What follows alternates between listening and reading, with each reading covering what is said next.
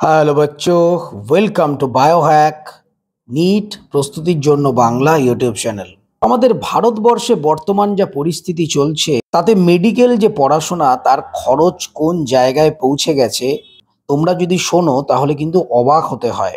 এত পয়সা খরচা করে যে সমস্ত স্টুডেন্ট আন্ডার গ্র্যাজুয়েট হোক পোস্ট গ্র্যাজুয়েট হোক করবে, তাদের কিন্তু কোনোভাবেই যে সাধারণ মানুষের পাশে গিয়ে দাঁড়াবো বা সাধারণ মানুষের চিকিৎসা করব সেটা টার্গেট থাকতে পারেই না। তাদের একটাই টার্গেট থাকবে যে চিকিৎসাটাকে একটা ব্যবসায় পরিণত করা এবং যে টাকা তারা ইনভেস্ট করছে সেই টাকাটা কিভাবে তোলা যায় সেই ধরনের মানসিকতা কিন্তু তাদের মধ্যে গ্রো করবে।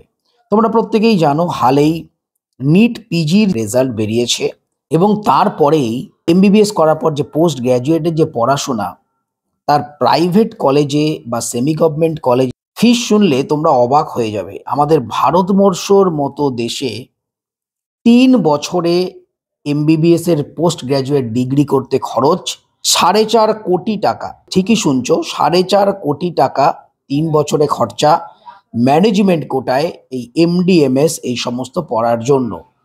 যদিও এই ৪.৫ কোটি টাকা যে ৩ বছরে এটা সমস্ত যে ব্রাঞ্চ তাতে নয়, ব্রাঞ্চ অনুযায়ী টাকা পয়সা কম বেশি হয়, কিন্তু ম্যাক্সিমাম ক্ষেত্রে যেটা দেখা যাচ্ছে আমাদের পশ্চিমবঙ্গের বাইরে যে প্রাইভেট ম্যানেজমেন্ট কোটার যে কোনো সিট ১ কোটি টাকার কাছাকাছি হয়ে গেছে এবং সেমি গভর্নমেন্টের ক্ষেত্রে সেটা কিন্তু প্রায় ৪০-৪৫ লাখ টাকা পার ইয়ার। আর এনআরআইদের ক্ষেত্রে এই যে ৪.৫ কোটি বললাম সেটা প্রায় ৬-৭ কোটি টাকা। তাহলে তোমরা ভাবো একটা পড়াশোনা করতে খরচ প্রায় ৪.৫ থেকে ৫ কোটি টাকা।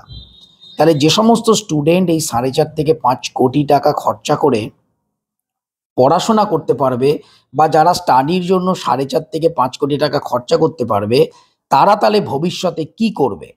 তারা ভবিষ্যতে এই টাকাটা তোলার জন্য কি করবে? তারা কি বিজনেস করবে? না, অবশ্যই করবে। কেননা এই সমস্ত যে ৪-৫ কোটি টাকা খরচা করে পড়াশোনা তারাই করবে যারা বিজনেসম্যানদের ছেলে মেয়ে, তারাই করবে এবং তারপর তারা কিন্তু এটা বিজনেস করবে। সেই কারণেই আমাদের ভারতবর্ষে কিন্তু এই যে এডুকেশন বলো বা এই যে মেডিকেল পড়াশোনা বলো ধীরে ধীরে একটা বিজনেস ওরিয়েন্টেড হয়ে যাচ্ছে এবং যত পারছে গরিব মধ্যবিত্ত বা বড়লোক যত পেশেন্টই আসছে কি করে তাদেরকে আরো বেশি করে পরীক্ষা লেখা যায়, কি করে প্রয়োজন ছাড়াই তাদের অপারেশন করে দেয়া যায়, আইসিইউতে ঢুকিয়ে দিয়ে বেশি টাকা কামানো যায়, এই ধান্দাই তারা করবে। এবং এরাই কিন্তু পেপার লিক থেকে শুরু করে আরো যাবতীয় স্ক্যাম করবে। এর কারণ যারা ৪.৫ কোটি টাকা খরচা করতে পারে একটা পোস্ট গ্র্যাজুয়েট সিটের জন্য, তারা যে কোনো কিছু করতে পারে। তো এটা গেল বাইরের কথা। তো আমাদের ওয়েস্ট বেঙ্গলের ক্ষেত্রে তোমাদের জাস্ট একটা ধারণা দিই যে যেগুলো প্রাইভেট ম্যানেজমেন্ট এবং semi government post graduate seat রয়েছে তাদের কিরকম যাচ্ছে। আমরা যদি কেপিসি মেডিকেল কলেজ দেখি, তোমরা জানো আন্ডার গ্র্যাজুয়েট এবং পোস্ট গ্র্যাজুয়েট দুটো ক্ষেত্রেই কেপিসি মেডিকেল কলেজের ফিস সব থেকে কম। তো পোস্ট গ্র্যাজুয়েটে ৩ বছরে সেমি গভর্নমেন্টে প্রায় ২৫ লক্ষ টাকা মতো টিউশন ফি লাগে। ম্যানেজমেন্ট কোটার ক্ষেত্রে সেটা ৮১ লাখ টাকা ৩ বছরে এবং এনআরআই কোটার ক্ষেত্রে সেটা ২ কোটি টাকা।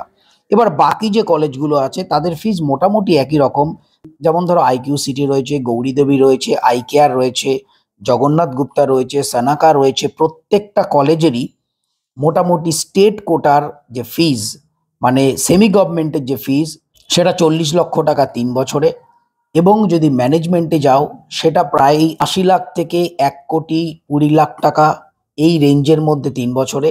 এবং তোমরা যদি এনআরআই কোটায় পড়ো সেটা কিন্তু ৩ বছরে ৪ কোটি টাকা। তো আমাদের ওয়েস্ট বেঙ্গলের ক্ষেত্রে ফিজটা আপাতত এরকম চলছে, যদিও সাবজেক্ট ওয়াইজ ব্রাঞ্চ ওয়াইজ ফিজটা ওঠানামা করে।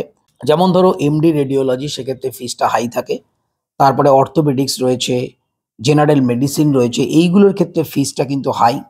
এছাড়াও নন ক্লিনিক্যাল সাবজেক্টে ফিজ অনেক কম। তো ডিটেলে আমি যাচ্ছি না, জাস্ট একটা তোমাদের ওভারভিউ দেওয়ার জন্য আমি বললাম এই পরিস্থিতি চলছে আমাদের ওয়েস্ট বেঙ্গলে। যদিও বাইরের রাজ্যগুলোর থেকে ফিজ কিছুটা কম, কিন্তু বাইরে যা অবস্থা ৪.৫ থেকে ৫ কোটি টাকা ৩ বছরে খরচা ম্যানেজমেন্ট কোটায়, তাও এনআরআইও না। তাহলে ভাবো কি পরিস্থিতিতে চলেছে আমাদের ভারতবর্ষের এই যে পড়াশোনার এই পরিস্থিতি।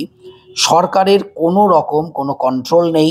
প্রাইভেট ম্যানেজমেন্ট কোটার ক্ষেত্রে সেমি গভর্নমেন্টের কোটার ক্ষেত্রেও কোনো রকম কোনো ম্যানেজমেন্ট নেই, কোনো রকম কিছুই নেই। যে যা পারছে যেরকমভাবে পারছে কিন্তু ফিস বাড়িয়ে নিচ্ছে। এই রকম যদি চলতে থাকে আমাদের ভারতবর্ষের যে স্বাস্থ্য ব্যবস্থা, আমাদের ভারতবর্ষের যে মেডিকেল শিক্ষা ব্যবস্থা পুরোপুরি ধসে যাবে।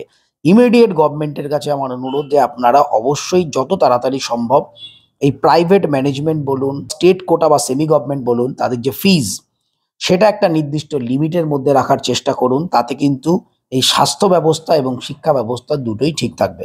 তো সবাই খুব ভালো থেকো, মন দিয়ে পড়াশোনা করো, চ্যানেলটা সাবস্ক্রাইব রাখো, নোটিফিকেশনটা অন করো নিট রিলেটেড যাবতীয় ইনফরমেশনের জন্য। টাটা।